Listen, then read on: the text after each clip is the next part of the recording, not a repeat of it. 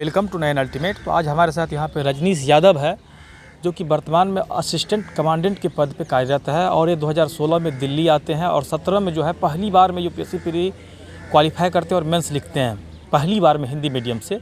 और उसके बाद बीपीएससी 63 का भी मेंस लिखा उन्होंने और 2018 में असिस्टेंट कमांडेंट में उसका सिलेक्शन होता है। तो इनसे आज हम बात करेंगे। तो रजनीश जी, सबसे पहले आप ये बताइए कि आपने तैयारी कैसे की? 2016 में मेरा ग्रेजुएशन हुआ था। और उसके बाद मैं दिल्ली आ गया था 2016 में ही। अच्छा। और मैं सिविल सर्विसेज का प्रिपरेशन के लिए दिल्ली आया था। अच्छा, सिविल सर्विसेज के लिए। हाँ। तो वही 16 में मैंने कुछ कोचिंग्स ली थी जीएस की। उसके बाद 17 से मैंने एग्ज़ाम देना शुरू किया और 17 में मैंने मेंस लिखा था सिविल सर्विसेज का, पर मैं क्वालिफाई नहीं कर पाया। कितने मार्कों से छूट गया था आपका? लगभग 10-15 मार्क्स से मैं रह गया पहली बार में। हाँ। अच्छा, असिस्टेंट कमांडेंट पे तो मैं बात करूंगा। इससे पहले आपको एक क्वेश्चन मैं पूछना चाहूँगा कि जैसे यूपीएससी का प्री आपने पहली बार में हिंदी मीडियम से निकाला, तो कुछ बच्चे मतलब नहीं निकाल पाते हैं, कहते हैं हिंदी मीडियम में थोड़ा सा सिलेक्शन कम हो पाता है शायद इंग्लिश की अपेक्षाकृत। तो क्या कारण है इसका, बताना चाहेंगे आप? इस पे मैं यही कहूँगा कि प्रीलिम्स में हिंदी और इंग्लिश का तो कोई अंतर नहीं है। अच्छा। वो एमसीक्यूज होते हैं। अगर हिंदी इंग्लिश का फ़र्क भी पड़ता होगा तो शायद मेंस में पड़ता होगा। लेकिन फिर भी हिंदी में मीडियम के ज़्यादातर छात्रों के साथ समस्या ये होती है कि गाइडेंस की कमी होती है। मैं बता रहा हूँ, गाइडेंस की कमी होती है। वो जब दिल्ली आते हैं या जहाँ से भी वो प्रिपरेशन कर रहे होते हैं, उन्हें सही गाइडेंस नहीं उपलब्ध होती है। वो बाज़ार में जो भी बुक्स अवेलेबल हैं, यूट्यूब पे जो भी वीडियो अवेलेबल हैं, सभी को पढ़ते रहते हैं ये, तो जिसके कारण वो फोकस्ड माइंडेड नहीं हो पाते हैं। जबकि मैंने इंग्लिश मीडियम के छात्रों के साथ ज़्यादातर देखा है, वो फोकस्ड होते हैं। उन्हें पता होता है कि उन्हें किस सब्जेक्ट के लिए कौन सी बुक पढ़नी है और कितनी पढ़नी है।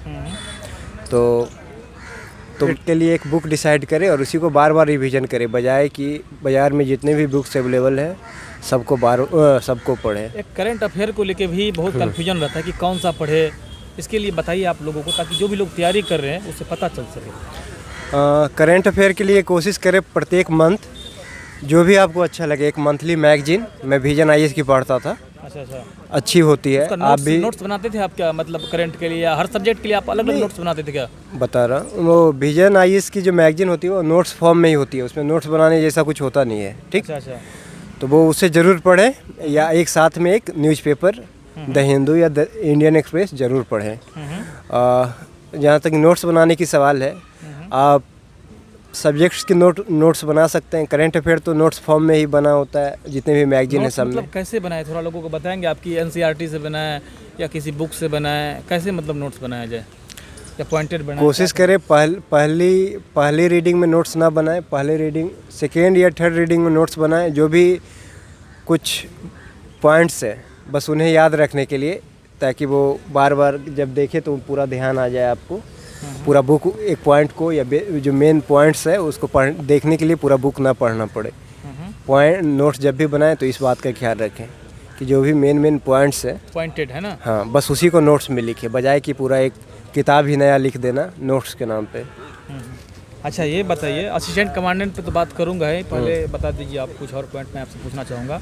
कोचिंग करना जरूरी है कि नहीं यूपीएससी के लिए, या खुद से मतलब पढ़ा जा सकता है? फिर ऑप्शनल चूज कैसे करें बच्चे, इससे बताइए क्वेश्चन पे।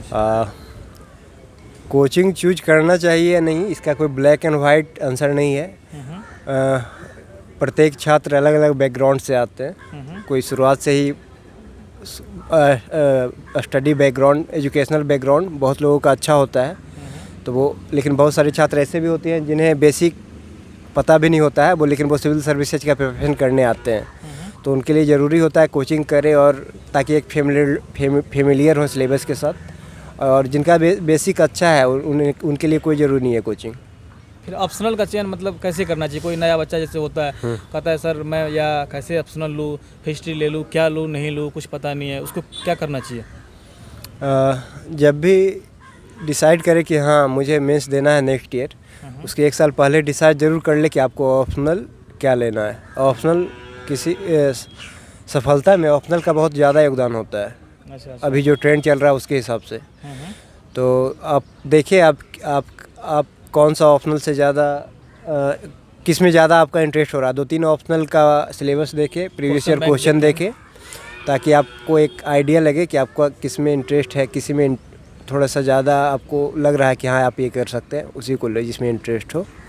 और देखिए और अब अंत में हम असिस्टेंट कमांडेंट पे चर्चा करते हैं। तो रजनीश जी, सबसे पहले आप ये बताइए कि असिस्टेंट कमांडेंट का पैटर्न बताइए लोगों को। ये 3 फेज में एग्ज़ाम कंडक्ट की जाती है। अच्छा। फर्स्ट फेज रिटन, जिसमें 2 पेपर्स होते हैं। Second physical test and medical test and third interview.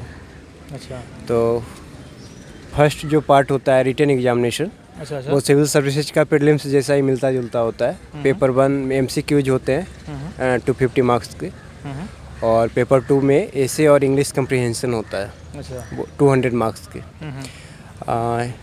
जब ये क्वालिफाई आप कर जाते हैं तो आपको फिजिकल टेस्ट और मेडिकल टेस्ट के लिए बुलाया जाता है। फिजिकल टेस्ट बहुत बेसिक सा होता है, कोई भी नॉर्मल इंसान कर सकता है जो फिट हो। और इसमें क्वालिफाई करने के बाद आपको UPSC द्वारा इंटरव्यू के लिए बुलाया जाता है। अच्छा। फिर इंटरव्यू और रिटन का मार्क्स मिलाकर एक मेरिट लिस्ट तैयार की जाती है और फाइनल रिजल्ट दिया जाता है।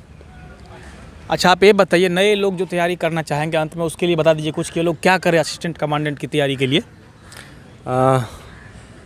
रिटन टेस्ट के लिए तो पहले जितने भी बेसिक सब्जेक्ट्स हैं, हिस्ट्री हो गया, पॉलिटी, इकोनॉमी, ज्योग्राफी, इन्वायरमेंट, सबके लिए एक बेसिक बुक, ज़्यादातर वो सिविल सर्विसेज का प्रिपरेशन कर रहे हैं वो पढ़ ही रहे होंगे, बस वही बुक को फॉलो करें।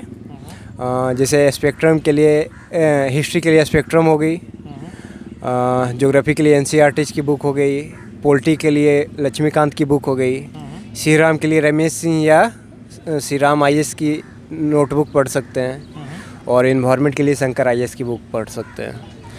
और एक करेंट अफेयर मैगजीन मंथली किसी का भी पढ़ सकते हैं, जो इसका भी आपका अच्छा लगे। मैं विजन IAS का पढ़ता था। और साथ ही साथ एक न्यूज़ पेपर पढ़ सकते हैं।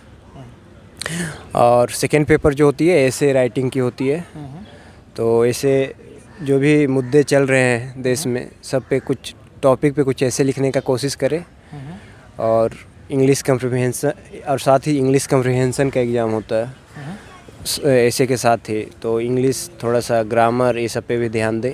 किसी बुक में अगर कहीं से थोड़ा बहुत पढ़ ले हो जाएगा, बहुत ज़्यादा हार्ड भी नहीं होता है।